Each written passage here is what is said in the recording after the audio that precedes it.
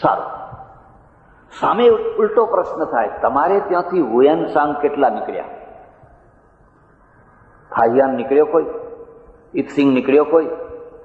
તમે શું મન મનાવી લીધું કે આપણે પૂર્ણ છીએ, આપણી પાસે પૂર્ણ વિદ્યા છે, આપણે શા માટે પરદેશ જવું પડે? આ મગજને મારવાની પહેલી પ્રક્રિયા. તમારી બાજુમાં ઈરાનમાં એટલી બધી વિદ્યા હતી, અરબસ્તાનમાં વિદ્યા હતી, મિશ્રમાં વિદ્યા હતી, પણ પહેલું આચાર્યવાદની જગ્યાએ ગુરુવાદ આવ્યો અને ગુરુવાદે વિદ્યા ઉપર પૂર્ણતા મૂકી દીધી. પૂર્ણ, બસ. હવે કંઈ જાણવાનું બાકી રહેતું નથી, અને જે જાણવું તો એ જણી ગયું. એટલે તમે પ્રવાસીઓ પેદા ના કરી શક્યા. બીજું, ધર્મે આભડછેટ મૂકી દીધી, એટલે પણ તમે પ્રવાસીઓ પેદા ના કરી શક્યા. મારું એક પુસ્તક છે પૃથ્વી પ્રદક્ષિણા. રાઉન્ડ લગાયો, એની ઈચ્છા થાય તો વાંચજો. આખી દુનિયા રખડ્યો. સૌથી વધુમાં વધુ તકલીફ ખાવાની. આપણી જીવન પદ્ધતિ એવી છે કે આખી દુનિયામાં તમે જાઓ, તમારા માટે સૌથી મોટો પ્રોબ્લેમ શું ખાવું. એ જાપાનમાં ગયો, શું ખાવું? બધે માંસ માંસ માંસ, મચ્છી માંસ, મચ્છી માંસ, મચ્છી. આવડું મોટું ટોક્યો, શું ખાવું? એક સ્ટોરમાં ગયો, શક્કરટેટી જોઈએ, આવું પેલું હોય ને શક્કરટેટી. એટલે મેં કહ્યું ચાલો આ શક્કરટેટી ખાઈ આવે. શક્કરટેટી લીધી, 250 રૂપિયા. આવડી એક શક્કરટેટીના 250 રૂપિયા. એક એપલ લીધો, 35 રૂપિયા. મેં કહ્યું થઈ રહ્યું, આ તો બધું આપણું વિદેશી ઊંડિયામાં તો પહેલા તો છે નહીં, અને જે થોડું ઘણું છે એ તો આ તો સાફ થઈ જશે. જીવન પદ્ધતિ એ રીતે ગોઠવી કે તમે બહાર જઈ ન શકો, જાઓ તો કોઈના સાથે ભળી ન શકો, કોઈની સાથે રહી ન શકો.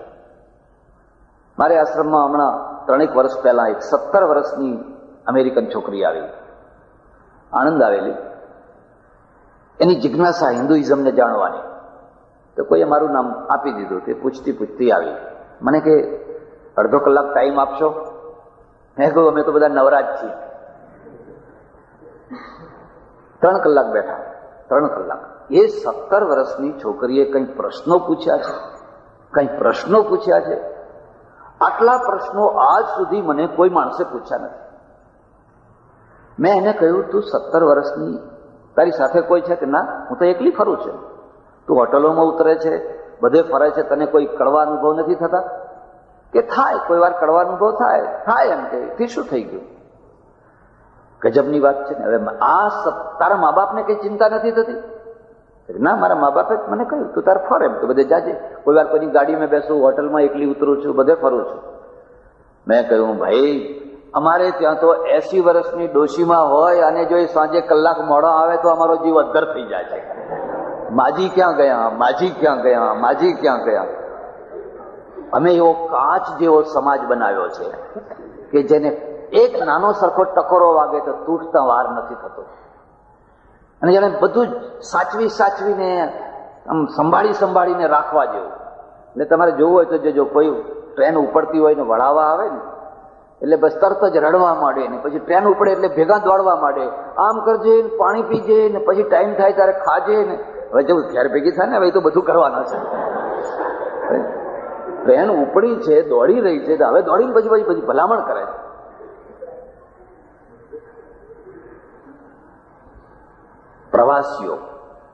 પ્રવાસીમાં અને યાત્રાળુમાં બહુ મોટું અંતર છે. આપણા ત્યાં યાત્રાળુઓ ઘણા છે, મુસ્લિમોમાં યાત્રાળુઓ છે.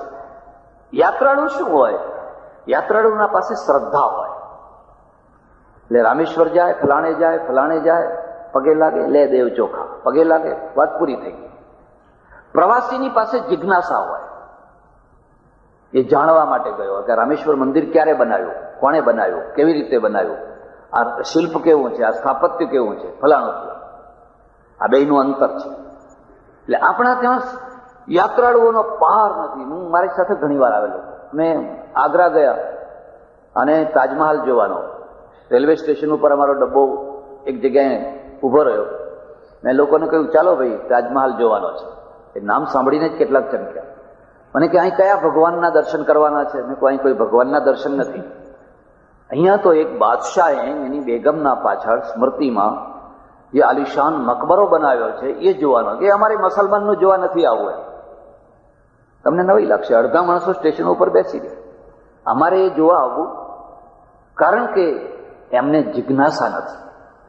હા, જો એમને કોઈ દેવ આગળ લઈ જાઓ, અને દેવ આગળ કેવી વાત. એકવાર ફરતો ફરતો હું નકુડા ગયો. બિકાનેર જેસલમેર પાસે છે ને નકુડાજી, જૈનોનું તીર્થધામ છે. 4-5 મારા સાથે જૈનો હતા. એક ભાઈ કેસર લઈને એક મૂર્તિ દિવાલમાં, કાળી મૂર્તિ, એને ચાંદલા કરે. અને કહું આ મૂર્તિ અમારી લાગે છે, જૈનોની નથી. એટલે ચાંદલા કરનારને મેં પૂછ્યું કે આ કયો દેવ છે? કે પતો કો નહીં, ખબર નથી કયો દેવ છે. ચાંદલા કરે છે ને એને ખબર નથી કયો દેવ છે. કોઈ હશે, જે હોય તે. આપણે ચાંદલા કરો ને, બીજી વાત આપણે ચાંદલા કરો ને. એની જિજ્ઞાસા નથી કે હું કયા દેવને ચાંદલા કરું. કોઈ ભૈરવ જેવી મૂર્તિ છે. કારણ શું છે કે એ યાત્રાળુ છે, પ્રવાસી નથી. અને યાત્રાળુ જ્યારે ફરીને આવે એટલે શ્રદ્ધા ભક્તિ વધારીને આવે કદાચ. પ્રવાસી જ્યારે ફરીને આવે જ્ઞાન વધારીને આવે, જ્ઞાન વધારીને.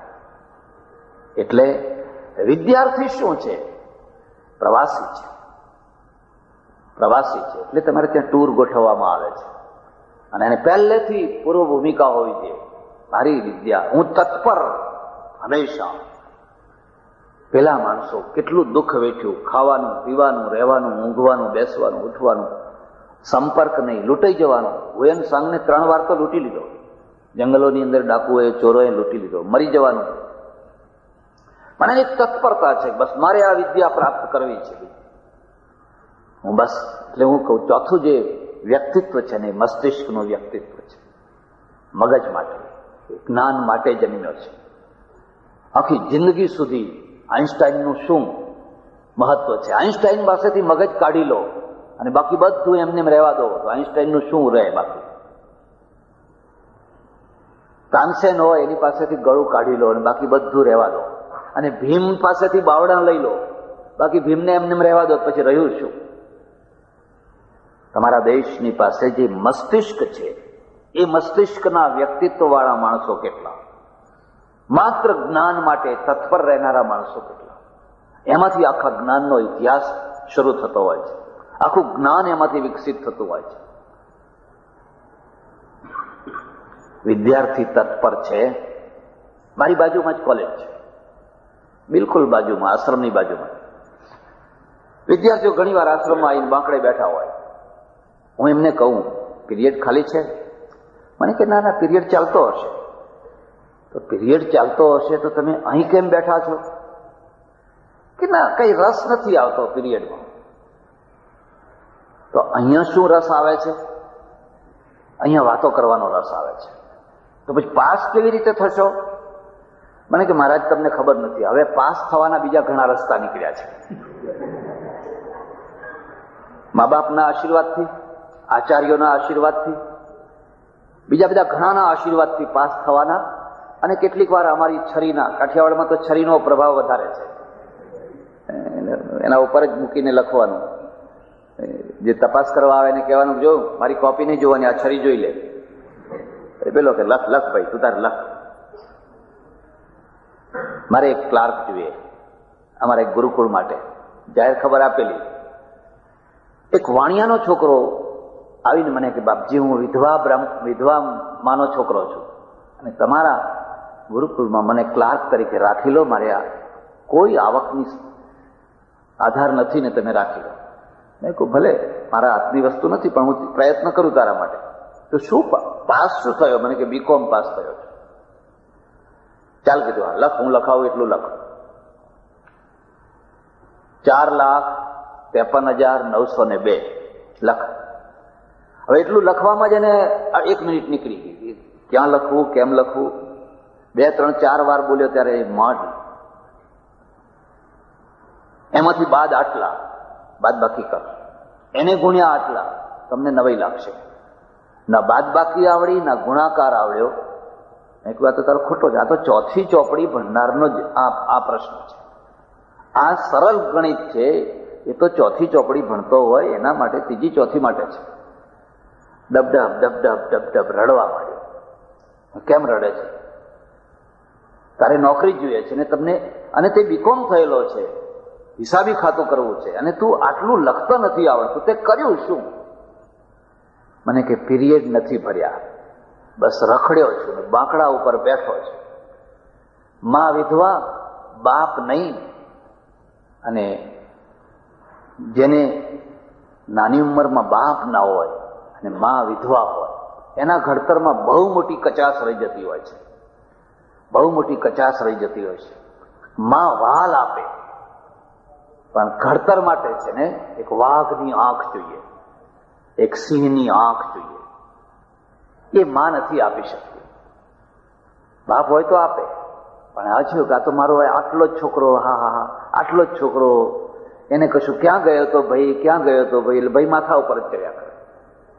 રૂપિયાની જગ્યાએ 5 રૂપિયા માગે અને માં ગમે ત્યાંથી લાવીને આપે. મેં કહ્યું ભાઈ હવે તને કેવી રીતે નોકરીએ રખાય? બોલ તું જ મને કે. ઇન્ટરવ્યુમાં એક સામાન્ય ઇન્ટરવ્યુ તો નથી આપી શકતો. ત્યાં કદી તત્પરતા રાખી નહીં ભણવામાં. ભણવાના દિવસોમાં તું ભણ્યો નહીં, રખડ્યો. હવે એક કામ કર. અને કે શું? એક આવડી નાની વાટકી લે, એમાં પાણી નાખ, એક બ્રશ લે. બસ સમજી ગયા ને? એક બ્રશ લે, લોકોને ચોપડી ચોપડીને એક સ્નાતક કે એક અનુસ્નાતક ને તૈયાર કરવા માટે 20 લાખ રૂપિયા ખર્ચવા પડે છે. 20 લાખ રૂપિયા રાષ્ટ્રને, સ્ટેટને, સંસ્થાને, મા બાપને, બધો કુલ ટોટલ કરો.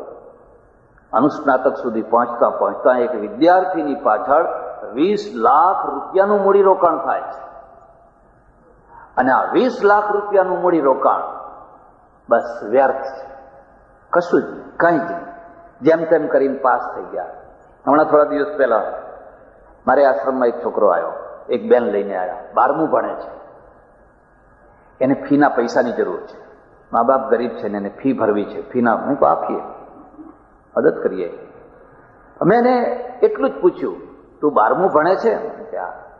મારું નામ લખ અંગ્રેજીમાં, સ્વામી સચ્ચિદાનંદ, એટલું અંગ્રેજીમાં નામ લખ. મને કે મેં અંગ્રેજી લીધું જ નથી. અંગ્રેજી ના લીધું હોય તો પણ 12મા સુધી પહોંચેલો માણસ નામ લખવા જેટલું ના જાણે તો એ રેલવે સ્ટેશનના બોર્ડ ને બધું કેવી રીતે વાંચશે? ચાલ જવા દે. મેં કહ્યું ચાલ ગુજરાતી લીધું છે કે હા, તો ગુજરાતીમાં લખ, તમને નવાઈ લાગશે. 2-3 મિનિટ ફાંફા માર્યા અને છતાંય ના સ્વામી લખતા આવડ્યું, ના સચ્ચિદાનંદ લખતા આવડ્યું. પેલી બેનને મેં કહ્યું, આ ડબ્બાને હીરા ઘસવા મોકલી દે, અને તું વગર જોતો પૈસા બરબાદ ના કર. જેને એ ગુજરાતીમાં નામ લખતા નથી આવડતું, શા માટે એના પાછળ પૈસા બગાડો છો? એને કમાતો કરી દો, કોદારી પાવડો કંઈક આપીને એને હુન્નર ઉદ્યોગમાં વળગાડી દો. કેમ નથી આવડતું? કારણ કે તત્પરતા નથી. જે સમય મળ્યો છે એ સમયનો એ ઉપયોગ નથી કરતો, અને ઉપયોગ નથી કરતો એટલે એનો દુશ્મન એને પેદા કર્યો છે. તમે યાદ રાખજો, તમારો સૌથી મોટામાં મોટો મિત્ર તમારી પ્રતિભા છે, તમારી વિદ્યા છે. સ્વદેશે પૂજ્યતે રાજા, વિદ્વાન સર્વત્ર પૂજ્યતે. સૂર્ય ઉગે છે, કોઈની ચિઠ્ઠી લઈને ઉગતો નથી, કોઈની ભલામણ લઈને ઉગતો નથી. સૂર્યને લોકો નમે છે, સૂર્ય કોઈને કહેતો નથી તમે મને નમો, પણ એનો પ્રકાશ, એનું તેજ, એનું વ્યક્તિત્વ પૂર્વ દિશામાં જગ્યા કરી આપે છે. તમારી પાસે જો વ્યક્તિત્વ હશે, તમારી પાસે જો વિદ્યા હશે, કદાચ દેખાવમાં તમે અષ્ટાવક્ર જેવા હશો તો પણ તમારી મહત્તા વધવાની જ છે. સૂર્યની માફક તમને દરેક દિશામાં જગ્યા મળવાની જ છે. પણ હવે જેમ તેમ કરીને પાસ થઈ ગયા, જેમ તેમ કરીને કદાચ નોકરીએ વળગી ગયા. હવે બ્લેક બોર્ડ આગળ જઈને કરશો શું? એ બ્લેક બોર્ડ તો તમને બ્લેક બનાવી નાખશે, કારણ કે સામે 45 મિનિટ વિદ્યાર્થીઓ આગળ કરશો શું?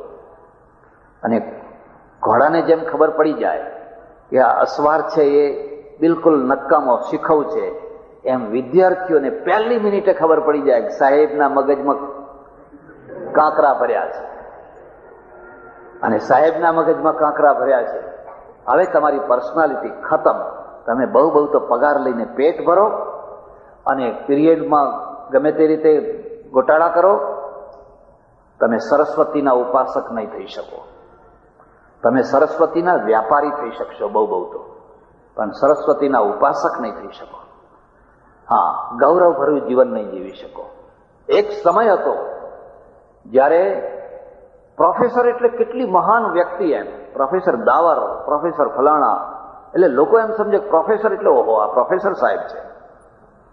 એટલી લાઇબ્રેરી એના મગજમાં ભરી હોય, એટલી વિદ્યા ભરી હોય, એના ચરણની ધૂળ લેવાની ઈચ્છા થાય. પણ એ બધું કેમ ઘટી ગયું? કારણ શું? કોઈ તત્પરતા, બસ કશું જ નહીં. ત્રીજો જે પાયો અને આધાર છે એને હું જરા વિશેષ મહત્વ આપું છું. એ છે અનુશાસન, શિસ્ત. એ સમાજ આપે છે, સમાજ તરફથી આવે છે. બાળક શિસ્ત છે, અનુશાસિત છે. પરદેશમાં જવું, મને સતત નિરીક્ષણ કરવાની ટેવ. આવો એકલો જ નીકળી પડું, કોઈ કોલેજના દરવાજે જઈને બેસું,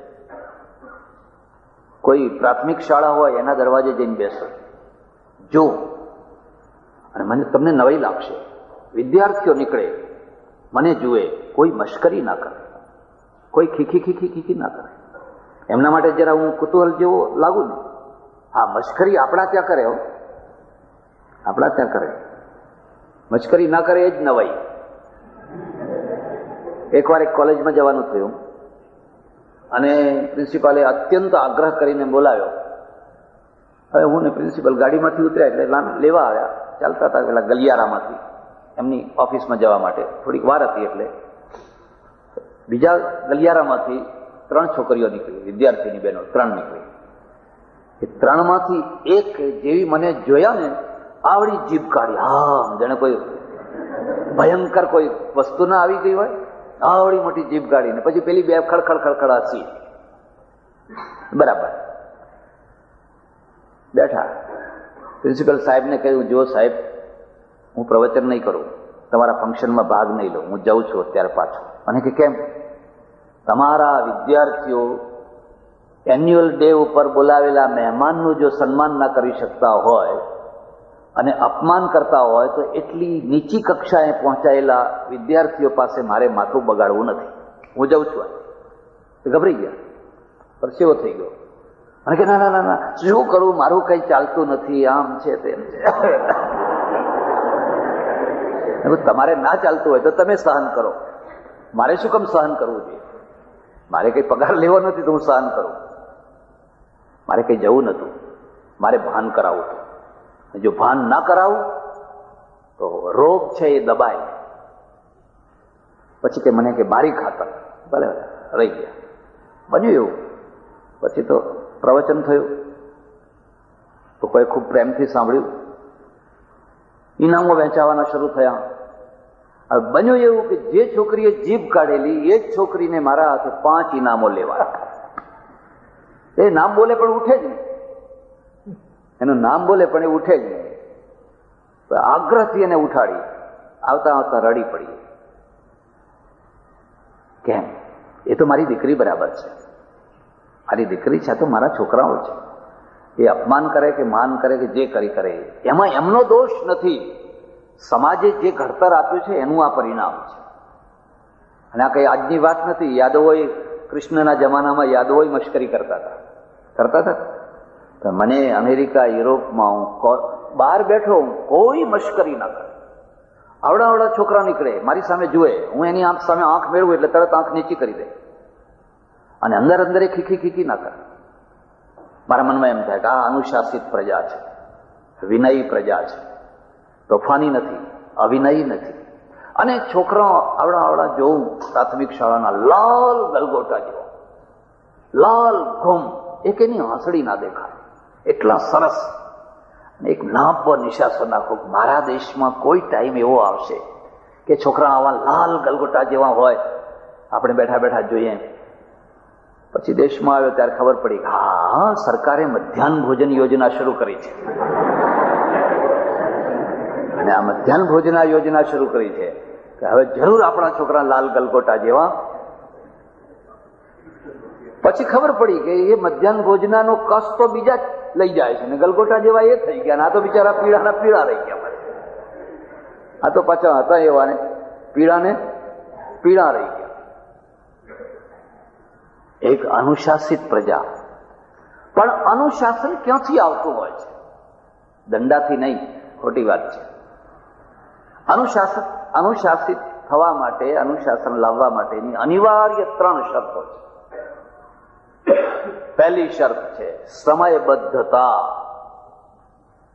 બીજી શરત છે વચનબદ્ધતા અને ત્રીજી શરત છે વ્રતબદ્ધતા. મોટા માણસોને આ 3 બદ્ધતા આપી દો, આખો દેશ અનુશાસિત થઈ જશે. તમે સમયબદ્ધ છો, સમયસર 1 મિનિટ મોડા પડીએ તો પણ એ મોડા કહેવાય. શા માટે 1 મિનિટ મોડું પડવું જોઈએ? એક જગ્યાએ જમવાનું આગ્રહ કર્યો, મને કે તમારે આવવાનું છે ને પેલા બીજા મહારાજ છે એ આવવાના છે. સારું, મેં એક શરત કરી, જો ભાઈ હું 11 વાગે જમી લઉં છું, એટલે તમારે ત્યાં વધારેમાં વધારે હું 11:30 સુધી રાહ જોઈશ, પછી મોડું ના થવું. ત્યાં વાંધો નહીં, સમયસર ગયો. 11:30 થયા, 12 થયા, 12:30 થયા, પેલા બીજા મહારાજ ના આવ્યા. એટલે મેં કહ્યું કે હવે હું જ જાઉં છું, કારણ કે હવે હું વધારે રાહ નહીં જોઈ શકું. પછી મને જમાડી ગયો, હું તો આવ્યો. 2-3 દિવસ પછી ભાઈ આવ્યા. મેં સહેજ રીતે પૂછ્યું, પેલા મહારાજ, બહુ મોટા મહારાજ, મારે કોઈનું નામ નથી લેવું, કેટલા વાગે આવ્યા હતા? કે સાંજના 7 વાગે. સાંજના 7 વાગે. કેમ એમ એટલું બધું મોડું કેમ થઈ ગયું? પૂછ્યું તું કારણ? કે પૂછ્યું બાપજી આટલું બધું મોડું કેમ થયું? કે પધરામણી કરનારા વધારે લોકો નીકળી ગયા ને, એટલે પધરામણીમાં ટાઈમ નીકળી ગયો. આ માસ્ટર બીબો છે, આ માસ્ટર બીબો છે. એના દ્વારા આખો દેશ ઘડાય છે. હજારો માણસો, લાખો માણસો એના દ્વારા ઘડાય છે. હવે 11ના જે 7 કરે એ દેશની દશા કેવી હોય, એ દેશનું અનુશાસન કેવું હોય. પધરામણીઓ નીકળી ગઈ એ મહત્વની વસ્તુ છે, તમે ટાઈમ આપ્યો ત્યાં પહોંચવું એ મહત્વની વસ્તુ. અને છતાં 7 વાગે આવ્યા પછી પણ મોડું થયું એનો કોઈ પશ્ચાતાપ નથી. તો કે થાય. મારા ઘણા ઓળખીતા સાધુઓ છે, મને કે જુઓ આ તમે ખોટો રિવાજ પાડો છો, કોઈ દિવસ ટાઈમસર જવું જ નહીં.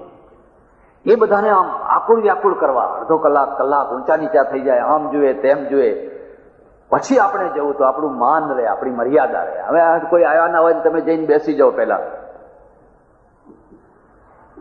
એટલે અમે તો બધા પૂછીએ કે જાઓ લોકો ભેગા થયા કે નહીં, લોકો ભેગા થયા કે નહીં. પછી 1-1.5 કલાક મોડા આવીએ, લોકો એમ સમજે બરાબર, કઈ વાંધો નહીં, કશો વાંધો નહીં. રાજનેતા હોય કે ધર્મ નેતા હોય, કશો વાંધો નહીં. અને એટલે અનુશાસન હીનતાનો મૂળ પાયો આ. પહેલી શરત છે સમયબદ્ધતા.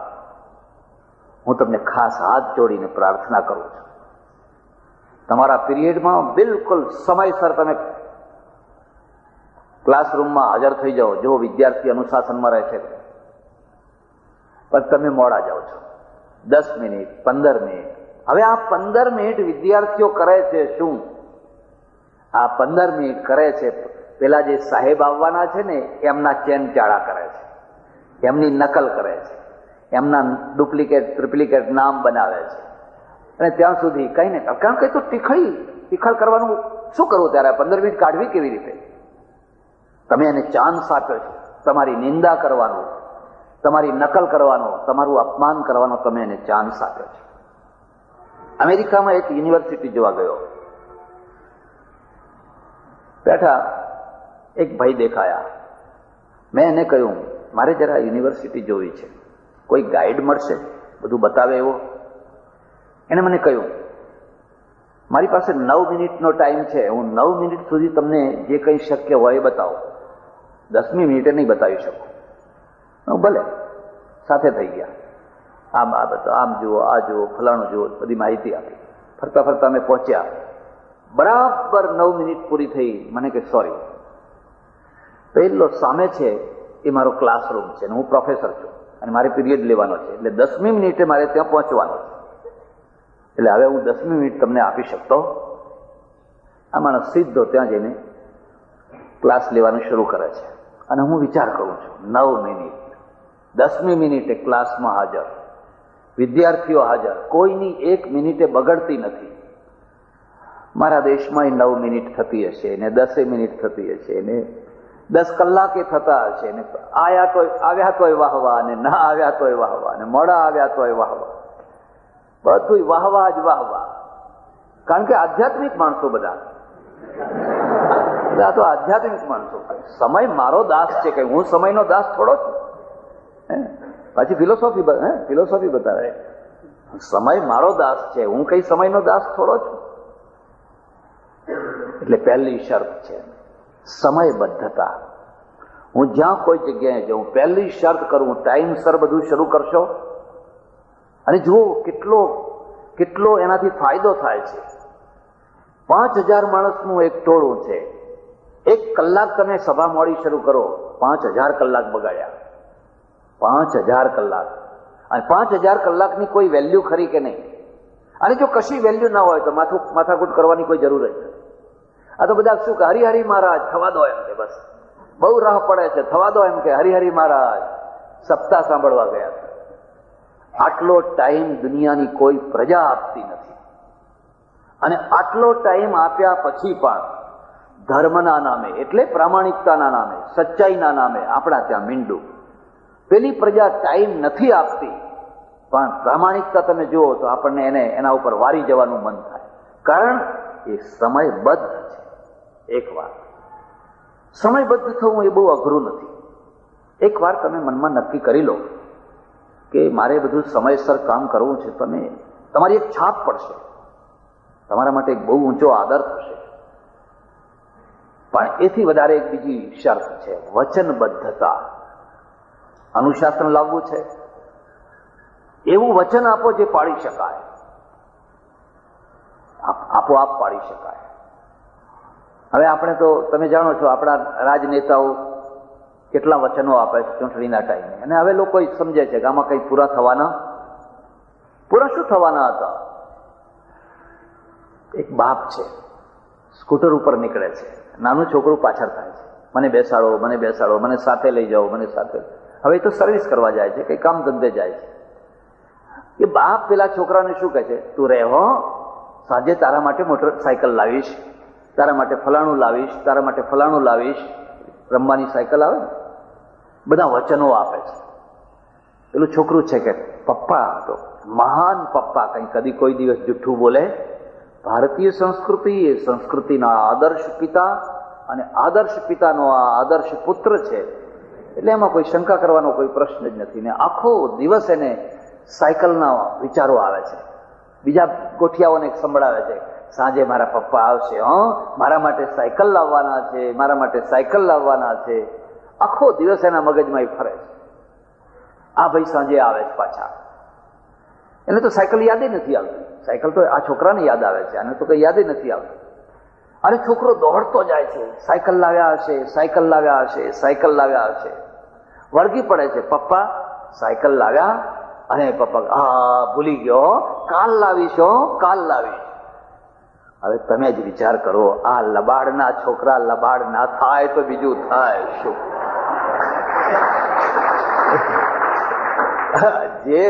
જેણે બચપણમાંથી જ પોતાના છોકરાને લબાડી શીખવાડી છે, કાલે લાવીશો બેટા, કાલે લાવીશો. એમાં પછી એની મમ્મી ભળે, કાલ લાવી આપશો, કાલ લાવી આપશો.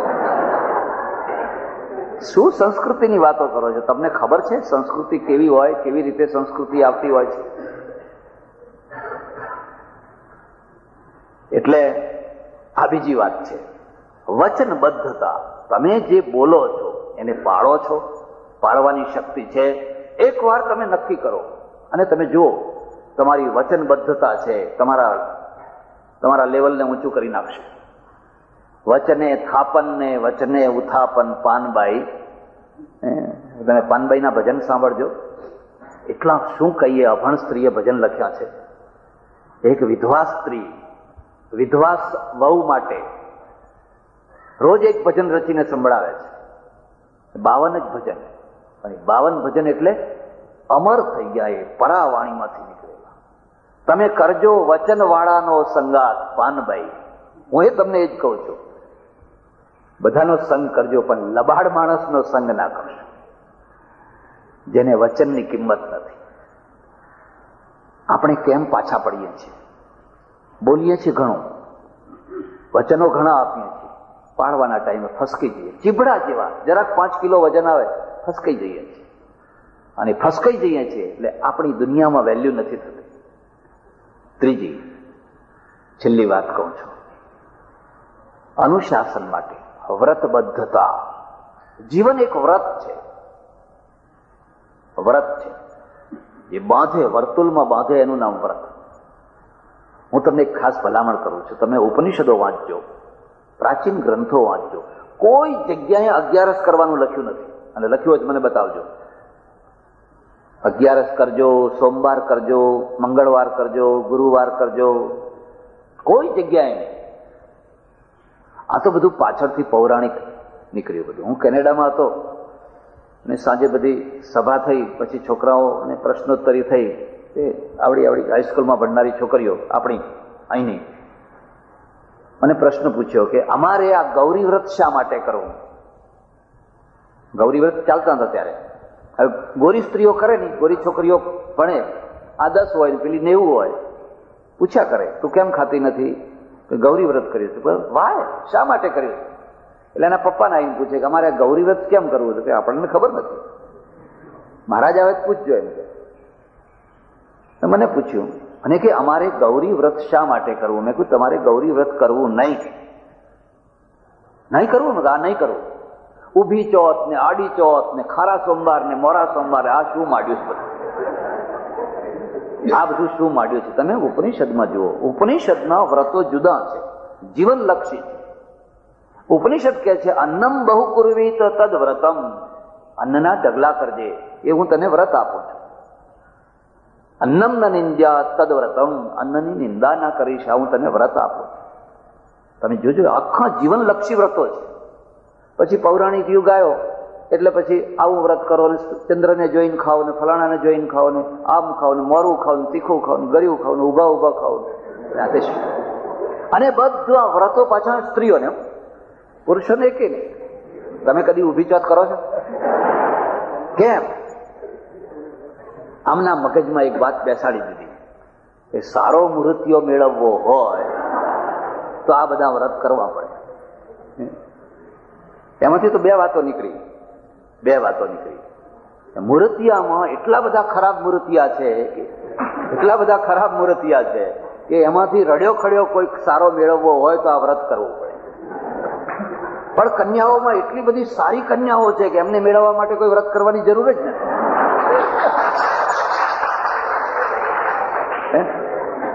જે આવશે સારી જ આવશે. આ મૂર્તિયા એટલા બધા બગડી ગયેલા છે, વંઠી ગયેલા છે કે હે ભગવાન, આમાંથી કોઈ એકાદ સારો હોય એટલે બિચારા ઊભી વ્રત ચોથ કરે ને આડી ચોથ કરે ને ફલાણું કરે ને ફલાણું કરે ને. એવું નથી. આવા બધા વ્રતો કરવાથી કઈ સારો મૂર્તિઓ મળતો નથી, અને ના કરવાથી કઈ ખરાબ માણસ મળી જાય એવો કોઈ નિયમ નથી. આ પૌરાણિક યુગ છે, અને પૌરાણિક યુગમાં ધર્મને આજીવિકાનું માધ્યમ બનાવાયો છે. પુરોહિતોએ ધર્મને આજીવિકાનું માધ્યમ બનાવ્યો છે. એટલે લોકો વધારેમાં વધારે કર્મકાંડમાં કેમ લાગ્યા રહે, સતત કઈ ને કઈ ક્રિયાઓ કેમ કર્યા કરે. એ ક્રિયાઓ કરે એને આધીન મારું પેટ છે, એને આધીન મારી આજીવિકા છે. એટલે હું તમને સતત અહીં ચોખા નાખો, અહીં કાબિલ નાખો, અહીં ગુલાલ નાખો, અહીં ધરો ચડાવો, અહીં દાભડો ચડાવો, આ બધામાં પ્રજાને અટવાવી દે. ઉપનિષદ કાળનો ધર્મ છે, આજીવિકાનો ધર્મ નથી. એ જીવનલક્ષી ધર્મ છે. એટલે એમાં આવા વ્રતો નહીં. અન્નનો ઢગલો કરો એવા વ્રતો એટલા માટે બતાવે. ત્યારે વ્રત શું છે? આ બધા વ્રતો નહીં. હું 12 મહિનામાં એક પણ ઉપવાસ કરતો નથી. શિવરાત્રીએ નહીં, જન્માષ્ટમીએ નહીં. મારે ત્યાં બધા કરે છે. અમારા આશ્રમમાં કરે છે. સરસ મજાનો શીરો બનાવે, શકરિયા, બટાકા, ચેવડો, કઢી, એટલે મોરૈયો બધું કરે છે. બધાને છૂટ છે. મારા માટે દાળ ને રોટલો કરવાનો. આ શકરિયા અને આ શીરો ખાઈને પેટ બગાડવું એના કરતા રોજનો ખોરાક જે દાળ ને રોટલો છે એ ખાવો બરાબર છે. ઉપવાસ કરવો જ હોય તો આ જૈનો જેવો ઉપવાસ કરે છે એવો ખાલી પાણી પીને કરવો જોઈએ ને જ્યારે શરીર સારું ના હોય ત્યારે કરવો જોઈએ. બાકી એ કોઈ વ્રત હોય ને એનાથી કોઈ પુણ્ય બંધાઈ જતું હોય ને એનાથી કોઈ ફલાણું થઈ જતું હોય ને તો એ બાબતમાં કોઈ મને તથ્ય નથી. પણ વ્રત શું છે? એક માણસનું વ્રત છે, એક પોલીસ વાળાનું વ્રત છે. એ રોડ ઉપર ઉભો છે આમ હાથ કરવા માટે, ટ્રાફિકનો સિગ્નલ બતાવવા માટે, એનું વ્રત છે. એક પ્રોફેસર એક વ્રત લઈને બેઠો છે. મારી પાસે જે વિદ્યાર્થીઓ આવે એમનું ભવિષ્ય મારે આધીન છે. જો હું એમનું ભવિષ્ય સુધારું તો મેં મારું વ્રત પાલન કર્યું, પણ જો એમનું ભવિષ્ય બગાડું તો હું માત્ર ખોટો પગાર ખાનારો જ નથી પણ સેંકડો વિદ્યાર્થીઓના જીવન બગાડનારો છું. કારણ કે હું વ્રતભંગ છું. એક પ્લેન ઉડાડનાર પાયલોટ છે, એ પ્લેન ઉડાડવું એનો વ્રત છે. એ વખતે ઊંઘવું, ચોકા ખાઈ જવા એ વ્રતભંગ છે. એક સંન્યાસી છે, એનું વ્રત છે લોકોને સાચો ધર્મ બતાવવો, સાચો રસ્તો બતાવવો. લોકો માન આપે, અપમાન આપે, ઘૃણા કરે કે જે કરે, પણ જે કંઈ સત્ય હોય, હિતકારી હોય એ બતાવવું એ છે. એની જગ્યાએ સંન્યાસી છે એ સારંગી વગાડતો થઈ જાય, ખમા બાપુ, ખમા બાપુ, ખમા બાપુ, તમને જે ગમે એ ખરું. એમ શેઠ રાજી થવા જોઈએ, શેઠને રાજી કરો. એ તો વ્રતભંગ છે. વ્રતભંગ છે. જે એક વેપારી છે, એની દુકાનમાં બેઠેલો છે, એને એક વ્રત છે. અને વ્રત શું છે? સાચું જોખવું, સાચો ભાવ કરવો, સાચી વસ્તુ આપવી. વ્રત એનું રક્ષણ કરશે. પશ્ચિમનો વેપારી કેમ સુખી છે? તમને છેતરશે નહીં. એક જ ભાવ, ખોટી વસ્તુ નહીં, બદલાવી હોય ત્યારે બદલાવી શકો છો. હવે આપણા ત્યાં તો બિલ ઉપર જ લખેલું છે કે વેચેલો માલ પાછો લેવામાં આવશે, એટલે ખલાસ.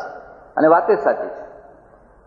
એટલે પ્રજાનો મોટો ભાગ વ્રતભંગ થયો હોય. વ્રતભંગ એ પ્રજા કેવી રીતે સુખી થઈ શકે? પ્રજા કેવી રીતે ઊંચી આવી શકે?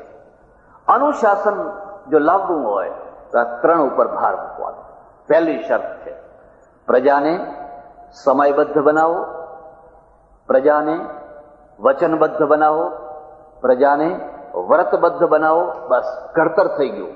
અટરમાળા ગટરમાળા નહીં કરો તો ચાલશે.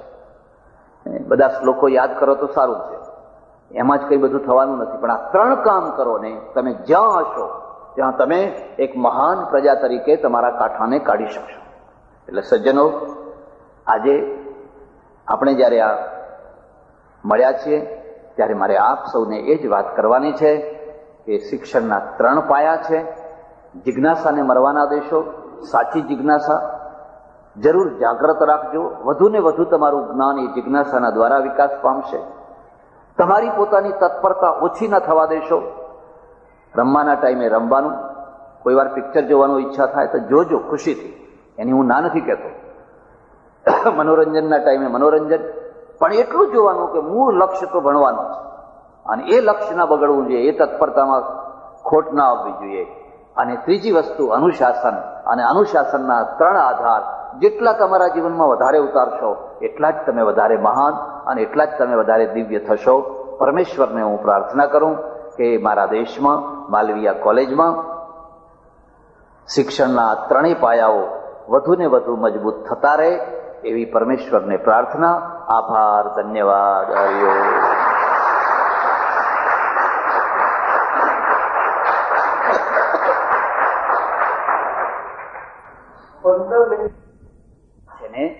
એ ફરી પાછી અંધશ્રદ્ધામાં પટકાય.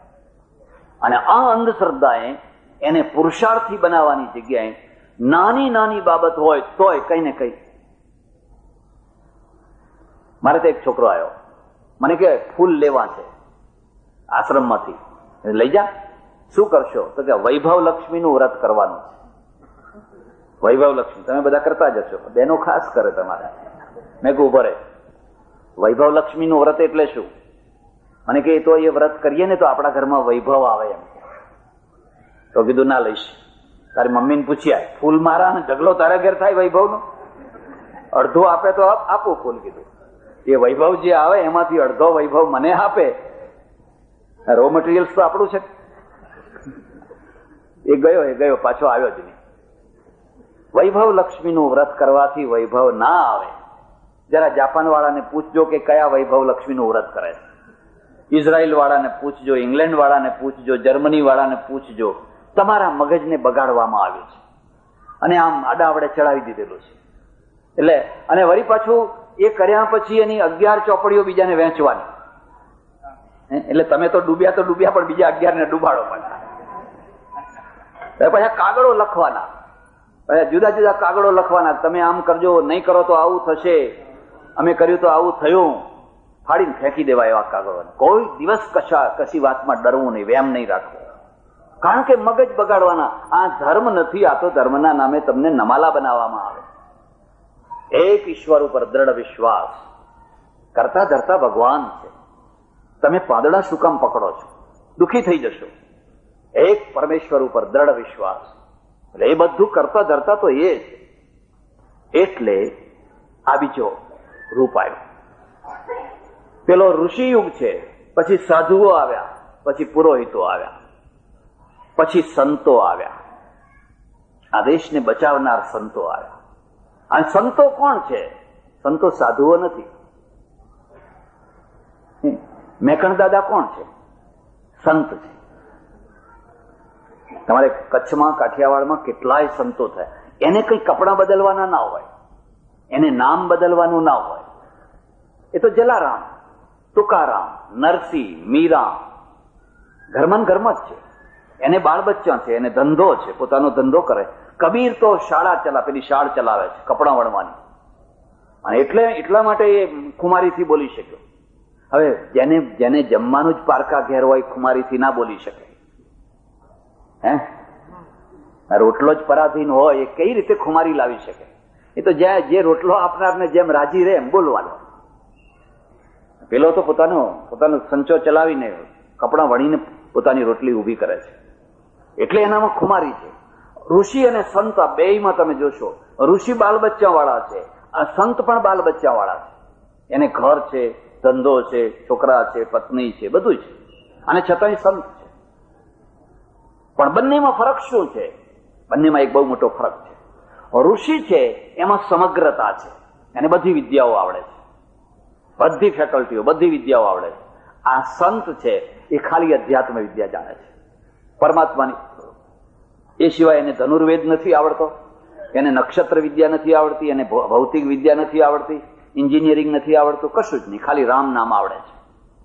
એટલે પ્રજા છે એ રામ નામ તરફ વળી. પણ જે સમૃદ્ધિ તમારા ઋષિ યુગમાં હતી એ ના આવી.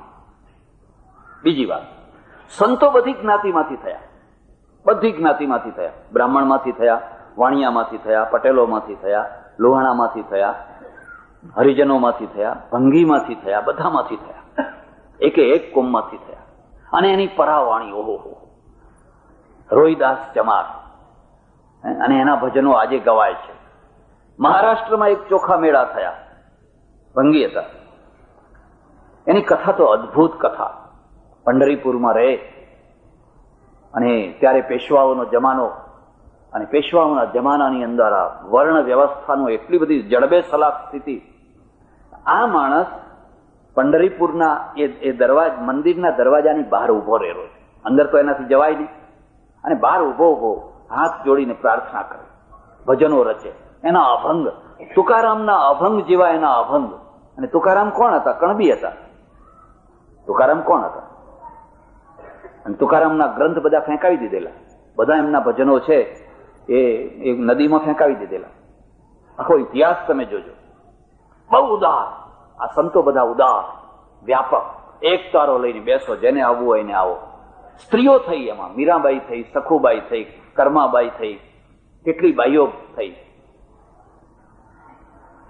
એને રોજ ઉભો રહે, પરોડિયાના 3 વાગે ઉભો રહે. એને વિઠ્ઠલ વિઠ્ઠલ વિઠ્ઠલ વિઠ્ઠલ વિઠ્ઠલ એક તાર લગાડી દે, પણ અંદર ના જવાય. એક દિવસ એને ખબર નહીં શું સૂઝ્યું કે એનો જે વિરહ છે ને એ પકડ્યો ના રહ્યો.